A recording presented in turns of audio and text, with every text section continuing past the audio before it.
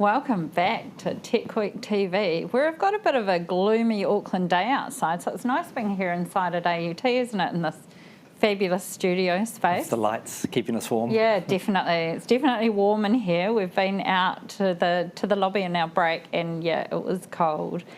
So Graeme and I are going to carry on the conversation really, and this time we're going to talk about unpacking the $20 million that was announced by Minister Clark in the weekend as a pre-budget announcement about tech. Unfortunately, we're here before the budget, so there's nothing else that we can talk about. We can speculate, I guess. Let's speculate. It's always good to guess. Yeah, so do you want to just remind us, Graeme, of how that 20 million that has been pre-announced kind of fits into the entire scheme of things? Yeah, and I think we should not assume that everyone's sitting at home non-stop watching TechweekTV, right? As much as we'd love everyone to do that. What might be useful for anyone who's tuned in is just a little helicopter view up about the industry transformation plan and where the government budget announcement on Sunday, the $20 million fits in. And then we can sort of unpack that a little bit further. So, industry transformation plan, if you were on a session about an hour back, apologies, you'll hear it again, maybe I'll say it better this time. It's the government's economic development strategy is to build transformation plans for different sectors, because each sector has a different need and it's a different stage.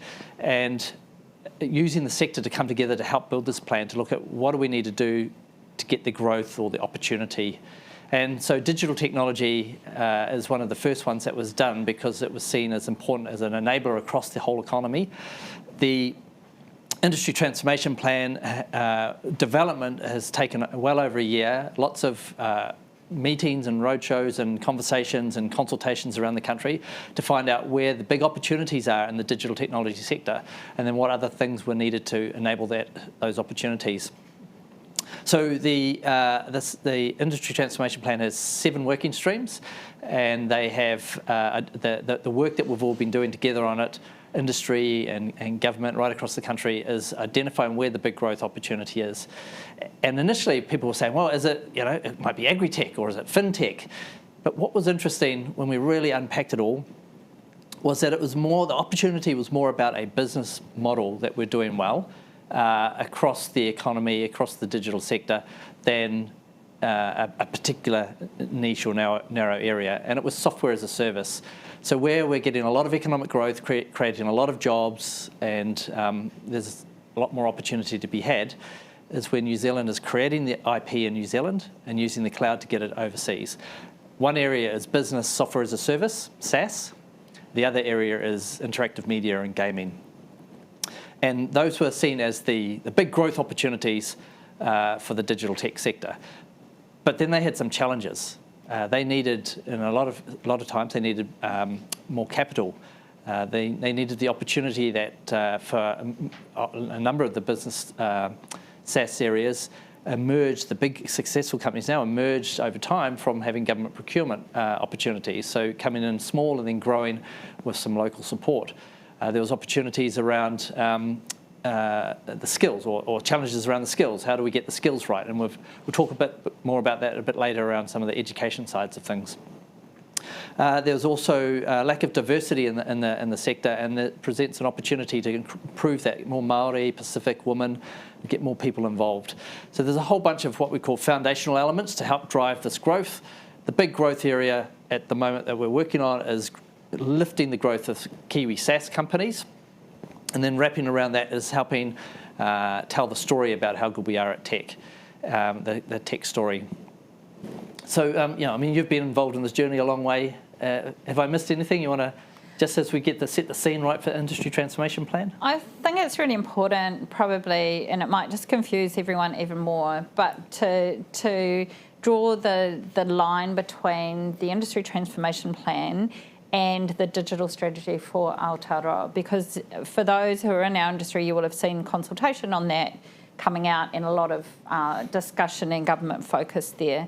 So under the digital strategy for Aotearoa, there are 3 poles. There's a digital inclusion one, a trust and a growth.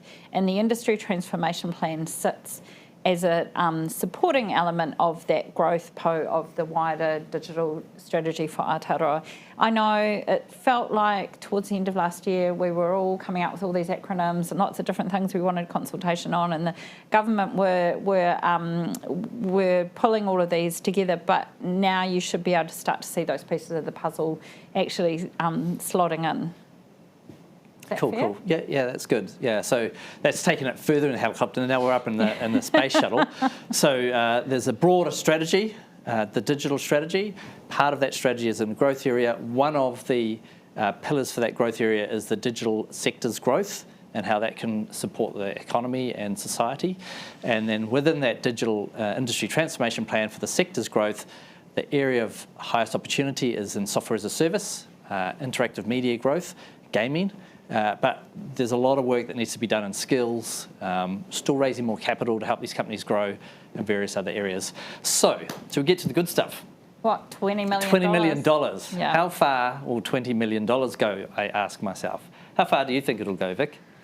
Well, it's $20 million over 4 years, so that's... So now we're talking $5 million. We're talking $5 million a year, and there are some pretty audacious goals for that $20 million over those 4 years. So we all know that big multi-million-dollar projects, money just goes like that, particularly often in a government context. You gave me an example before about during COVID. One of the government social media campaigns costing $600,000, which is, that seems like a lot of money when you are, going to work, trying to raise an income, pay your rent, get your food, pick the kids up. It seems like a lot of money, but in the scheme of running big organisations, marketing and media and things like that do cost money. I mean, TechweekTV, you'd be surprised at how much technology is the other side of the screen that I'm looking at now, and how many people are pointing things at us just to make this happen, and it doesn't happen for free. So yeah, I mean, it takes a lot of money to do projects, right? Yeah. I guess one of the reasons I started like that was, since it's been announced, I've seen some commentary about wouldn't it be better to put $20 million into helping people who haven't got homes, or into more social things. And I think it's really important, aside from the conversation we're about to have about it actually not being a lot of money and how it's going to get potentially divvied up and where it might go and what impact it might have, actually, unless we're trying to identify those future opportunities for New Zealand and create new jobs and create new pathways, we'll spend a lot more time with the ambulance at the bottom of the cliff than we will, creating a more vibrant... Yeah, and I think it's also important to remember the budget will be announced by Minister Robertson in a couple of hours. So we'll know more about what the government is going to be investing in education generally and well-being generally, and this government's been pretty committed to those areas. So I expect that we'll see some funding emerge. Yeah, and I was at the announcement for the emissions reduction plan funding, and the first phase of the budget is $4.5 billion.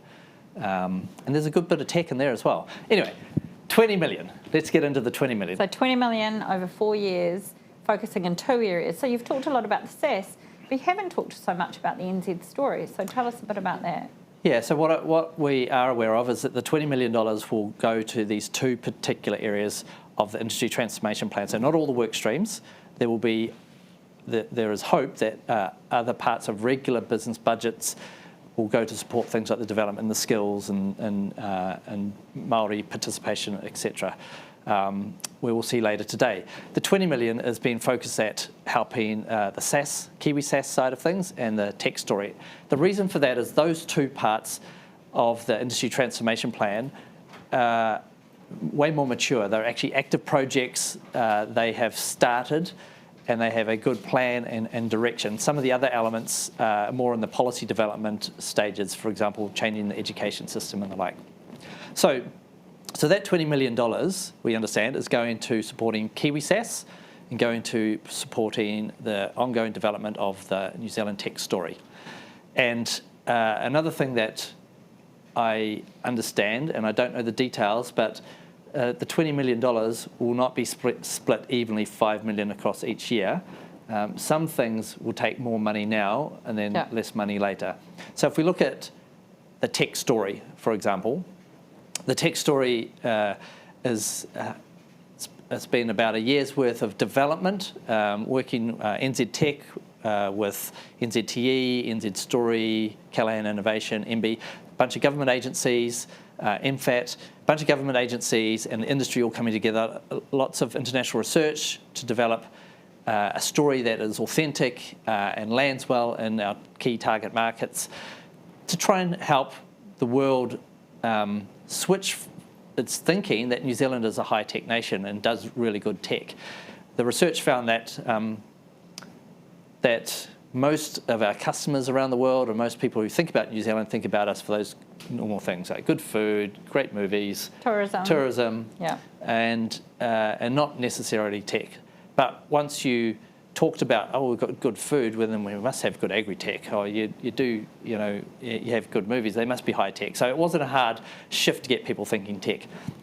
So this really nice story, the New Zealand Tech Story campaign was developed, We See Tomorrow First, and that work has been activated a little bit in the initial markets. So a portion of this $20 million will be going to the further enhancement, because when you take a marketing campaign into a market, you'll learn and you'll adapt, but most of it will be the activation. And so we would expect to see, in at least the next couple of years, a portion of that money going through to probably NZTE and in the first instance, maybe a bit to MFAT for around some of the trade missions they do, so that it gets this nice wraparound programmatic approach to constantly telling that story about how great New Zealand is for tech. And do you know, Graeme, I know in the early kind of shaping up of that piece of work about the tech story, there was discussion about also needing to tell our story better inside Aotearoa, domestically, so that young people can understand the opportunities of this really vibrant creative industry, that they can become game developers or work in a visual studio, but also so parents can understand the possibilities of different roles that they may not have encountered themselves in their lives. Do you think there will be an element of that funding towards that? Absolutely. Yeah, so it's a great point you raised, Vic. One of the I guess observations was that when we went out to the world and we worked out how to tell the world that we're really good at tech, and where that messaging's been marketed and tested, it's really making a difference. People are going, wow, this is really cool. You're great at this stuff. And then we'd turn around, you'd go home at night and you'd chat to your parents or your family, and they go, oh, I didn't know we did that. And all this work we're doing in skills, and you know, one data point that's always haunted me is from that research we did in January 2020. And we looked at the number of students that left school in 2019 to go and do a tertiary IT qualification in 2020, 1,829 of them. So the tech sector alone creates about 5,000 new jobs a year, and yet we can't attract enough just through the current pathways, let alone all the new pathways we're trying to develop. So we could do all this great work creating new opportunities and pathways, but if none of the kids and none of the parents want their kids to go into tech roles, it won't work. So from what I understand, a portion of the money of that 20 million is going to supporting the tech story, but a portion of that will be also brought to the side to develop a domestic tech story. So leveraging all that great work of telling, positioning and telling those great stories about what New Zealand tech companies are doing, and then taking some great Māori innovators, for example, and packaging that up and getting it into the right communities, or some really cool Pacific companies or more younger companies. And so trying to find ways that appeal to a different audience than we would if we were talking overseas. I think we also need to really work on our own language and the way that we tell our story. As I said before, we use acronyms a lot. We've got our own little language. I recently spoke to a group of people and I said, raise your hands if you ever tell anyone what you do at a barbecue. And hardly anyone put their hand up, because they say, I work in tech, and then other people just turn off. So we've got to find better methodologies or better tips and tricks for those who work in our industry to be able to express how great and interesting and stimulating and how well paid they are, and all of these elements that we forget to say when we're trying to describe our industry, because a lot of people look at us as this really hard to understand, hard to engage with.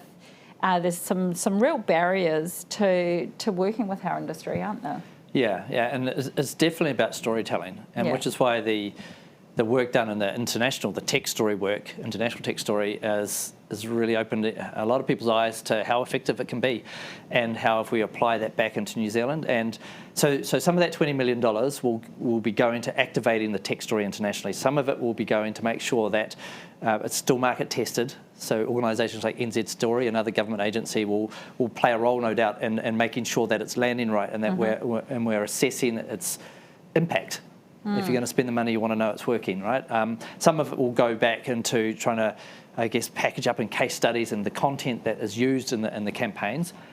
A portion of it, I know that NZTech is really interested in, is working with the tech firms themselves to help them understand how to integrate the messaging into their own marketing.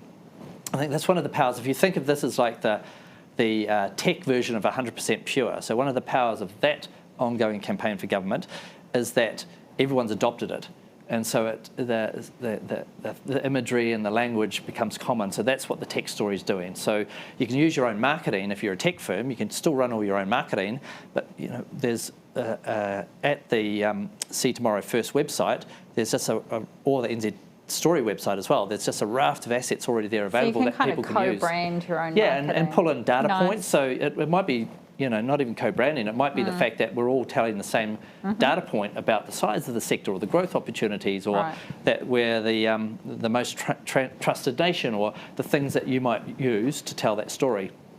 So that's good. And then we've got all that the information and assets, but it's a totally different audience telling that to home. So we need to then think about how do we find the right channels and the right content, but using some of the key messaging, the stuff about being good for the world and things like that, because I think the story is really inspiring. So if we can tell that to whānau and kids and students and people thinking about their futures, it's very inspiring to see what our companies are doing and the work they're doing. So I think that's a really important part of it. Yeah, that's really, really good to hear. So we've talked a bit about the story part.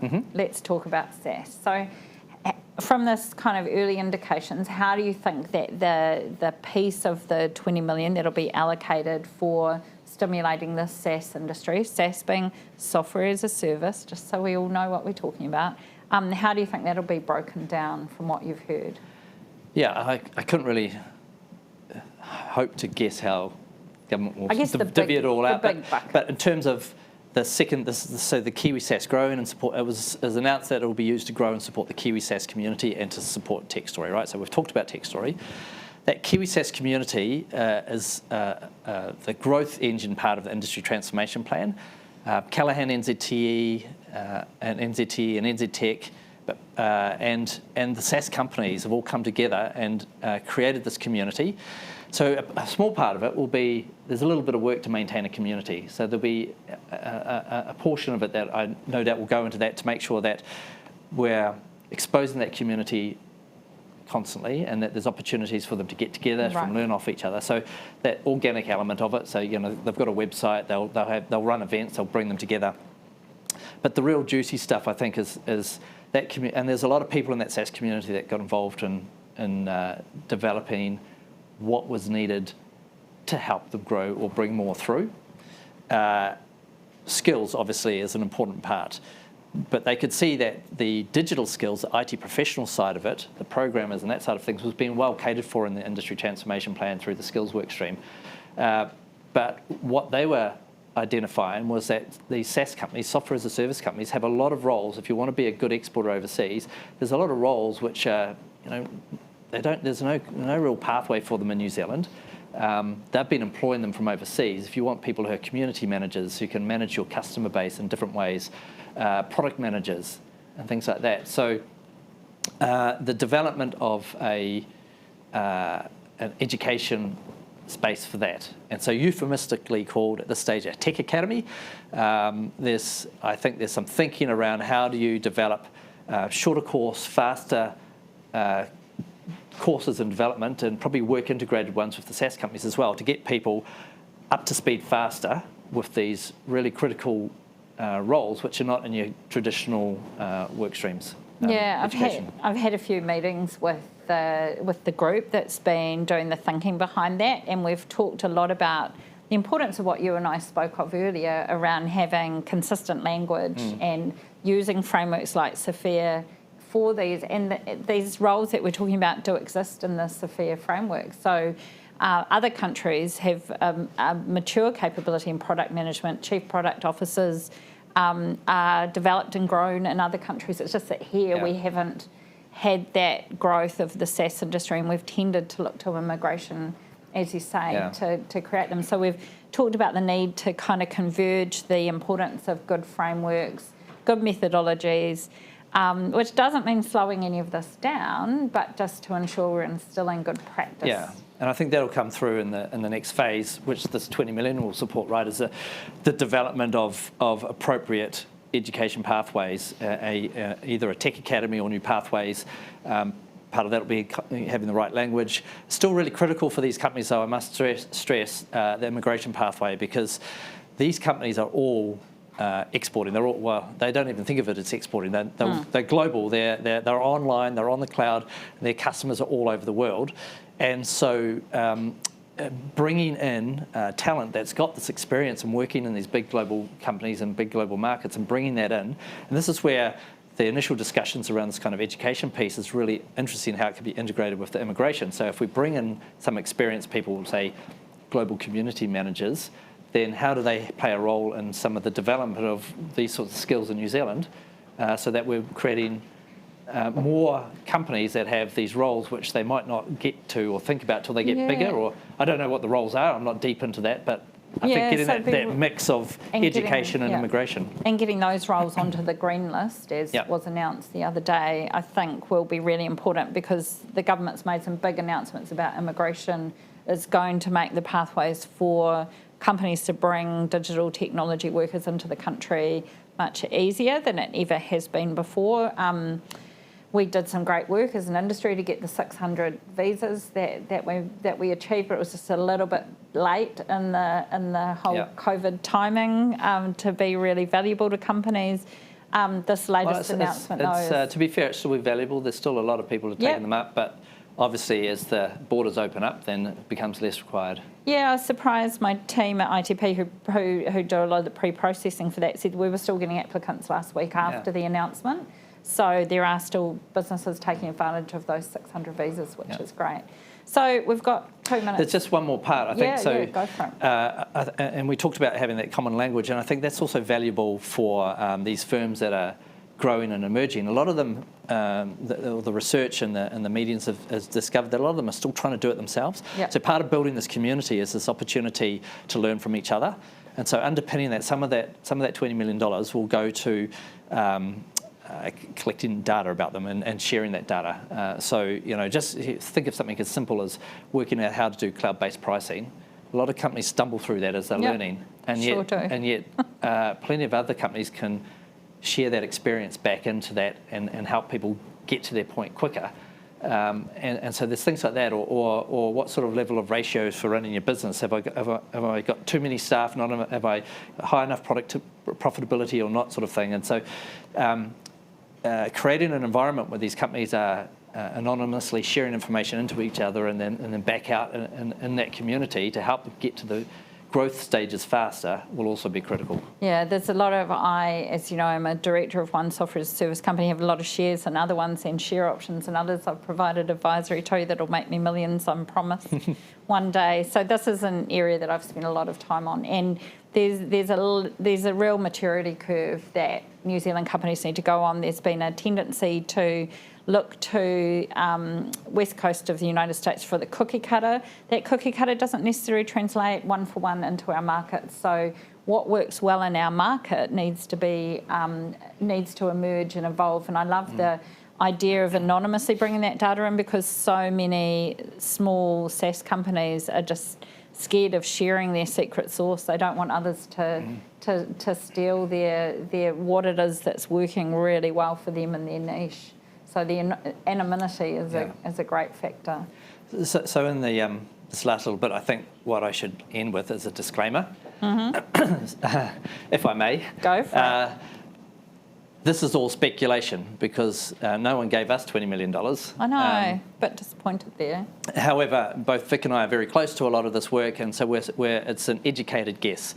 No direct announcements come out. What we do know is that industry transformation plan is going to need a lot more than $20 million to get across things like the work that different parts of the education system are doing and needing to do. This $20 million is going to help that growth engine tell the story better, and then tell it in New Zealand better, and keep that story going, and helping grow those SaaS companies, collecting providing an environment where they can share information and knowledge a bit better, and we're speculating it could be some sort of collecting of information and some sort of tech academy or some sort of education pathways. So creating the skills for those companies and the knowledge for those companies to share and the community to work in, and then helping tell that story around the world. Bang, there goes $20 million. I know, and it'll go before we know it. Thank you, Graeme, for joining me. Thank you.